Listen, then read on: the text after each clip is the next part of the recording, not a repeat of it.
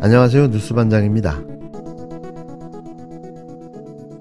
지난 국정감사 기간 수원지검 이정섭 차장검사의 비리와 범죄가 드러나며 전 국민을 경악하게 만들었습니다. 더불어민주당 김의겸 위원의 폭로를 통해 이 검사가 자녀 입시를 위해 위장 전입을 한 의혹, 처가법률 해결사 노릇을 한 의혹, 코로나로 집합 금지였던 시기에 리조트를 이용한 사실 등이 알려지며 국민적 분노가 폭발했는데요.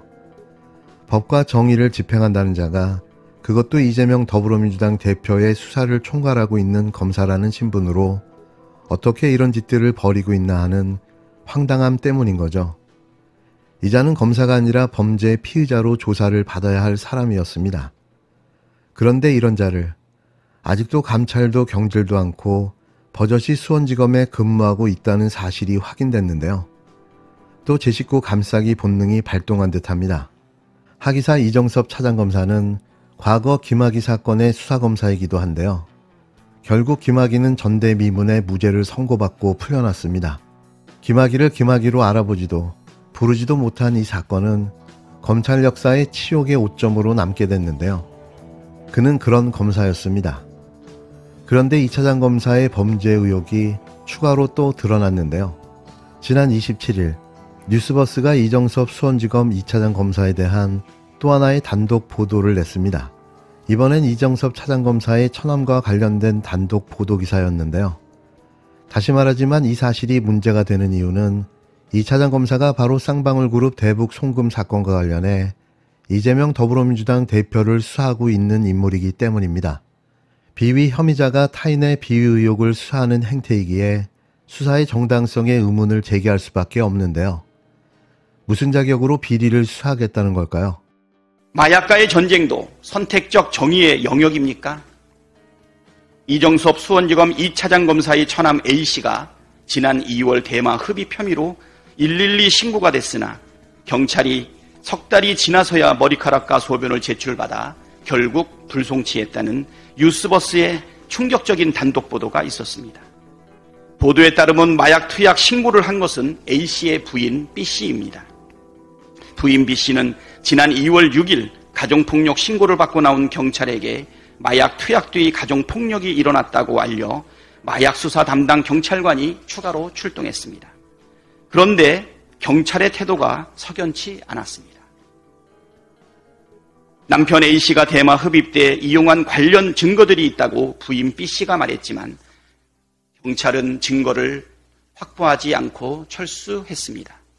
이에 부인 B씨는 하루 뒤인 2월 7일 서울 수서경찰서에 남편의 가정폭력과 마약 투약 사실을 정식 고발했고 경찰의 마약 수사가 지지부진하자 같은 달 28일 서울지방경찰청에 다시 고발하면서 남편의 머리카락과 대마 흡입에 사용된 파이프를 직접 제출했습니다.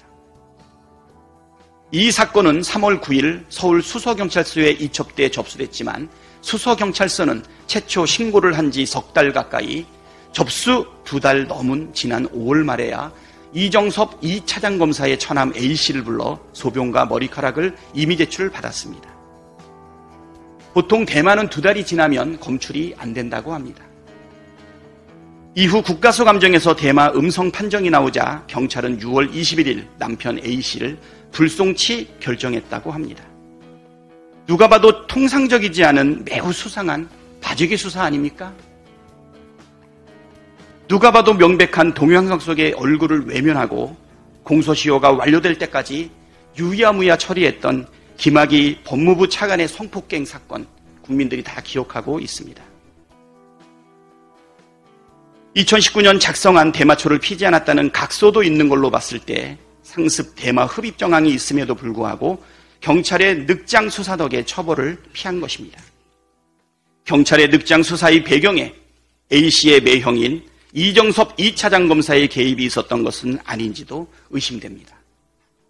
마약과의 전쟁을 선포한 검찰과 경찰이 혹시라도 검사 친인척이라는 이유로 수사를 뭉개는 일이 있어서는 안 됩니다.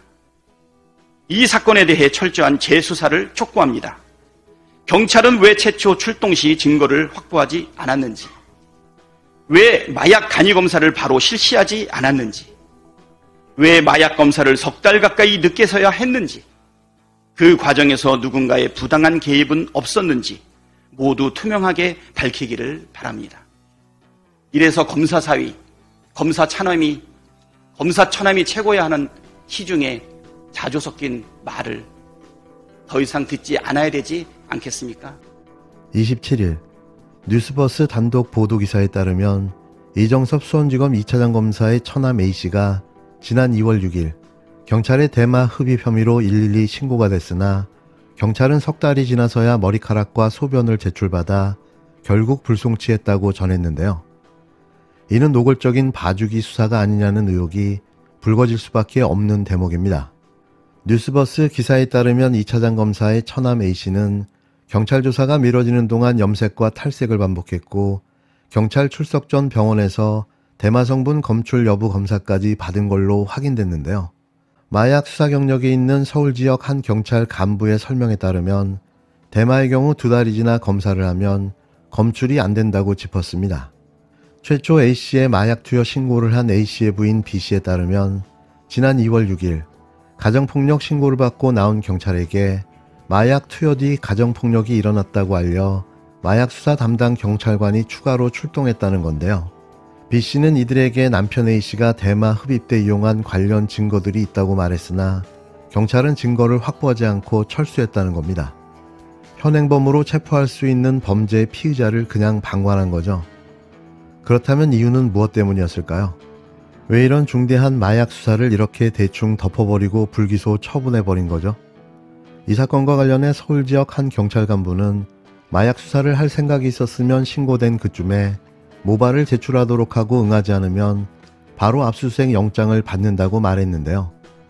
또 이 간부는 가족 구성원 중에 한 명이 신고를 하고 문을 열어준 것이기 때문에 증거물을 제출받더라도 법적으로 크게 문제될 것이 없다고 말했습니다. 그런데 A씨의 수사의 경우 이례적이고 수사를 소극적으로 한 것처럼 보인다고 지적했는데요. 따라서 검찰 간부의 처남인 인물이라 눈치 보고 소극적 수사를 한 것이 아닌지 의심된다고 밝혔습니다. 한편 A씨의 매형인 이정섭 차장검사는 서울 동부지검에서 형사 6부장으로 재직할 당시인 2020년 처남에게 내 처남이라고 하면 되라는 문자와 함께 당시 수서서 강력 게장에 번호를 찍어 보낸 일이 있었는데요. 이런 사실은 지난 17일 국회 법제사법위원회 국정감사에서 드러나기도 했습니다. 이쯤 되면 이건 빼박 증거인 거죠.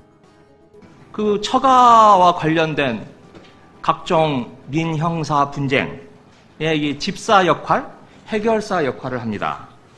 제가 그래서 이래서들 검사 사위를 두고 싶어 하는구나, 돈 많은 분들이 라고 제가 생각을 하게 됐어요. 처가에 사건이 많이 발생해요. 그래서 수서경찰서 관내에 사건 처리를 해야 돼요. 그러니까 이렇게 이야기를 해요. 누구한테 연락처 알려주고 전화하라고 해. 내 처남이라고 이미 통화를 했어. 이렇게 말해서 이 사건을 맞으면 검사가 경찰에 저는 서울 동부지검 이정섭 형사 6부장 검사의 처남입니다. 이 말 한마디가 그의 마약 사건을 순삭시켜준 게 아닌가 생각되는데요. 관련해 경찰을 포함해 2차장 검사 또한 이 범죄 축소 은폐 정황에서 쉽게 벗어나기는 어려워 보입니다. 검사라면 모든 게 용서되고 모든 게 다 가능한 나라. 우리는 윤석열 검찰 독재 정권에 살고 있습니다.